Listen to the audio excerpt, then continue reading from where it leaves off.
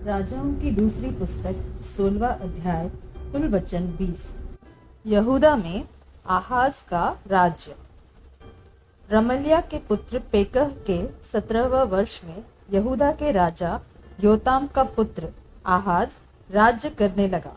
जब आहाज राज्य करने लगा तब वह 20 वर्ष तक यरूशलेम में राज्य करता रहा और उसने अपने मूल पुरुष दाऊद का सा काम नहीं किया जो उसके परमेश्वर यहोवा की दृष्टि में ठीक था, परंतु वह इस्राएल के राजाओं की सी चाल चला, वरन उन जातियों के घिनौने कामों के अनुसार जिन्हें यहोवा ने इस्राएलियों के सामने से देश से निकाल दिया था। उसने अपने बेटे को भी आग में होम कर दिया और ऊंचे स्थानों पर और पहाड़ियों पर और सब हरे वृक्षों के तले वह बलि चढ़ाया और धूप जलाया करता था।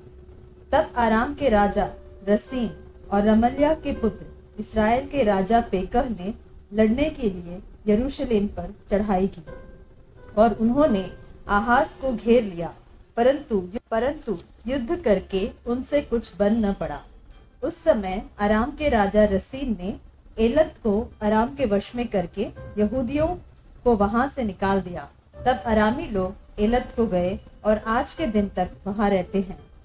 और आहाज ने दूत भेजकर अशूर के राजा तिग्लत पिलेसेर के पास कहला भेजा कि मुझे अपना दास वरन बेटा जानकर चढ़ाई कर और मुझे अराम के राजा और इस्राएल के राजा के हाथ से बचा जो मेरे विरुद्ध उठे हैं। और आहाज ने यहोवा के भवन में और राजभवन के भंडारों में जितना सोना चांदी मिला उसे अशूर के राजा के पास भेंट करके भेज दिया।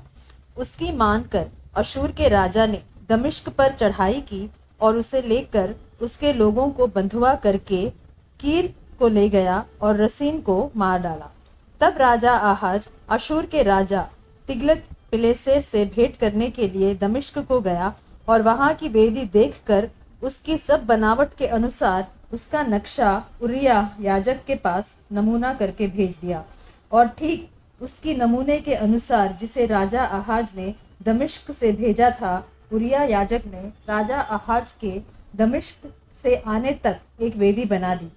जब राजा दमिश्क से आया तब उसने उस वेदी को देखा और उसके निकट जाकर उस पर बलि चढ़ाए। उसी वेदी पर उसने अपना होम बलि और अन्न बलि जलाया और अर्घ दिया और मेल बलियों का लहू छिड़क दिया।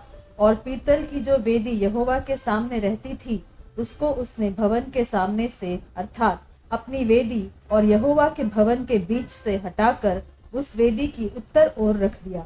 तब राजा आहाज ने उरिया याजक को यह आज्ञा दी कि भोर के होम बलि और सांझ के अन्न बलि, राजा के होम बलि और उसके अन्न बलि और सब साधारण लोगों के होम बलि और अर्घ बड़ी वेदी पर चढ़ाया कर और होम बलियों और मेल बलियों का सब लहू उस पर छिड़क। और पीतल की वेदी के विषय मैं विचार करूंगा।